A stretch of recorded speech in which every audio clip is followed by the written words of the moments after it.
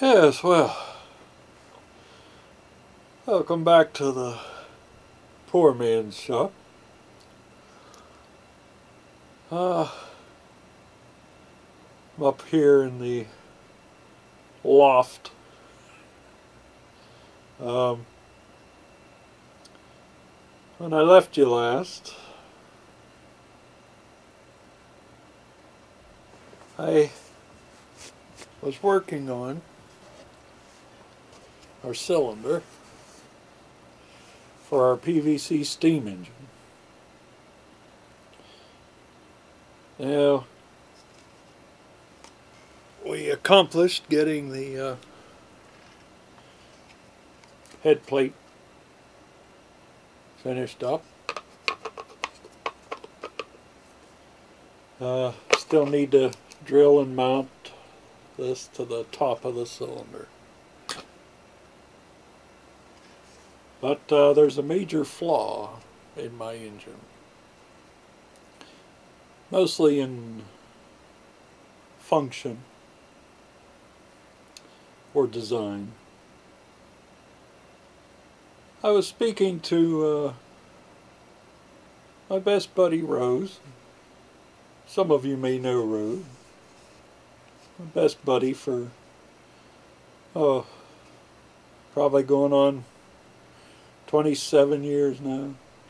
Something like that. 25, 27. Now what she asked, she watched the previous video, and she says, so this PVC steam engine isn't going to run on steam.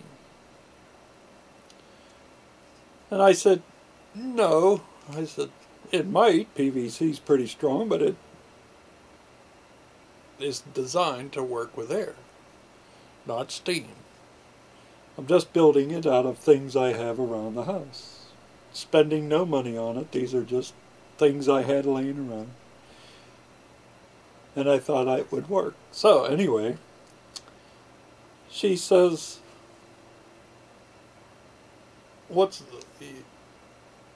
if it's not going to run on steam, then what you're really building is a steamless engine.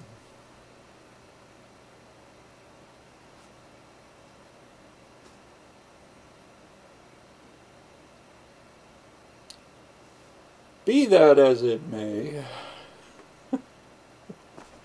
she's quite correct. It's a steamless engine. So, in honor of her knowledge of what I'm building here, this will now be called, and I'll put it here after it's painted and completed. I'll put it on the engine as big as I can. The Steamless Rose. That's the name of this engine. The Steamless Rose. Thank you. Thank you. Thank you.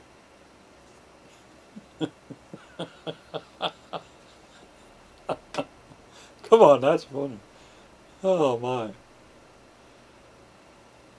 That's neat. Yes, well anyway, regardless of all that, what we've accomplished this day is I added another fitting, another coupling fitting to the other side of the cylinder. You can see that. And then I will just slice it off about here, 1/2 inch from this edge. That'll leave me another hub just like this. Then what we need to do is make another end plate such as this. But instead of having a solid piece like this, it needs to have a hole through the middle, and it has to have a boss sticking out, probably about 1.5 inches. And what that is the piston rod guide. And I'm a little confused as to what I want to do. I could sandwich a couple pieces of PVC trim together, turning it on my faceplate lathe that I showed you in the last video, using that gear faceplate I made. So it would be 1/2 inch thick, and then it would be all glued up with blocks to a distance of 1.5 inches. And then I could turn that all down, drill a hole through the center of all of that, have the same bolt hole pattern, same type of situation, bolt on like that, with a 1/2 inch hole through the middle. And that would help support the piston rod that would extend out the bottom of the cylinder. The only trouble is, this is PVC. And it's not like this engine is going to do any work. It's just for pure pleasure, just for the fun of it. It's not going to do any work. It's not going to grind corn. It's not going to make flour. It's not going to run a pump. It's just going to run. I hope. But anyway, now, what I could do is do that same situation, build up with blocks, turn it round, drill a whole 1/2 inch hole through the middle. Or I could turn it a little bigger in diameter, maybe a 3/4 inch hole through the middle, and insert a shouldered bronze bushing. Trouble is, I don't have that. I don't really want to buy anything. This is the poor man's shop, remember? So what I'm thinking is, since this is just for pleasure and just going to be running once in a while, not forever, I might just stick with the PVC and see if it will run with what I have. The good part is, because I'm bolting it on, such as this,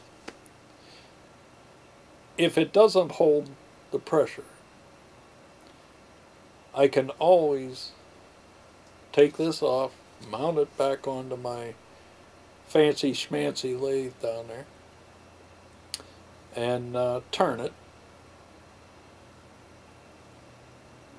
boring it out with a drill 3/4 inch and adding a bronze bushing. Maybe they might be $3 or $4, I don't know, but if I don't have to spend $3 or $4, I won't. So that's our situation at the moment. And then after that, what we got to do is I have to build a valve body to attach to the cylinder, so the holes can allow this, I was going to say steam, but it's air, because it's the steamless rose, remember. That's what this engine is. So anyway, I gotta build a valve body that has holes in it that allows air into the cylinder, top and bottom, because it's a double acting oscillating, it's not a single acting. So it'll have air pressure pushing down on the piston in here from the top, and then once it reaches bottom dead center, the whole thing will oscillate or move left or right, matching up the valve holes on this side and allowing air pressure into the bottom of the cylinder, push the piston back up, and then it just keeps going like this. The whole cylinder, valve body, everything oscillates. The whole thing moves as it's also going up and down the piston rod and connected to a crank, which is connected to a flywheel, big flywheel. I've got an 8-inch flywheel. It's an old dryer pulley, and I will try to add to it some weight just to, it's got to be of a certain weight. It can't be too light or it won't be a flywheel. It'll just be friction because it's not heavy enough to keep everything running smoothly. That's what flywheels do. They need to keep it running smoothly as it's doing its up and down and back and forth. So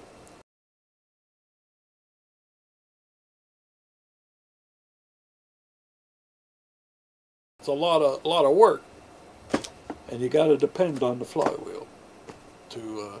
So anyway, it's got to be heavy enough, but it can't be so heavy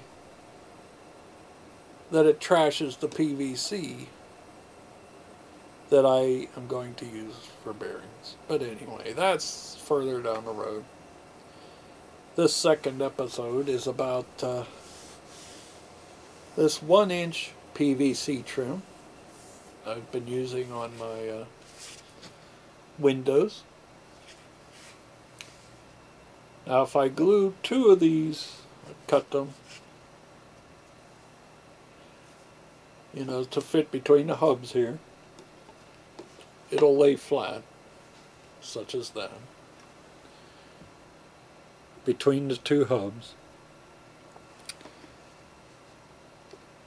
Glue 2 of them together. Then what I need to do is sculpt it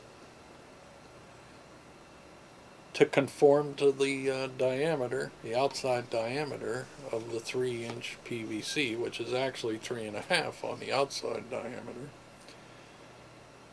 So you see I made some pen marks there just out of curiosity. That's going to be hard. I don't know how I'm going to dish that out, whether by hand. Maybe I can use my belt sander. The actual belt part, because it's round on each end, it's not 3.5 inches in diameter. It's only 2.25 or 2.5. But if I'm careful, I could sculpt it good enough to where this would conform and sit right down on here. Then it's glued onto this PVC cylinder, if that makes any sense. And then I'll have to drill the holes and, for the valves, air admittance valves, I'll call them, because they're not steam ports anymore on the old steamless rows. So that's our next mission. Now my nephew Brian, the good boy that he is, he got me this plastic welder made by DevCon, and it's an epoxy, two-part epoxy that bonds PVC, ABS, and dissimilar substrates. So what I'm going to try and do is, if I have to glue up blocks on this, another plate like this, for the piston rod guide. And if I have to glue this up, and I have to glue this up, you don't want to waste this stuff. It's pricey, and it will set up on you like right now.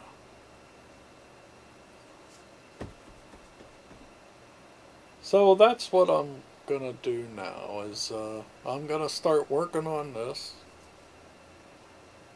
I'll cut this. I'll make another end plate for the piston rod to stick out of, 1/2-inch hole. Build the valve body, carve it out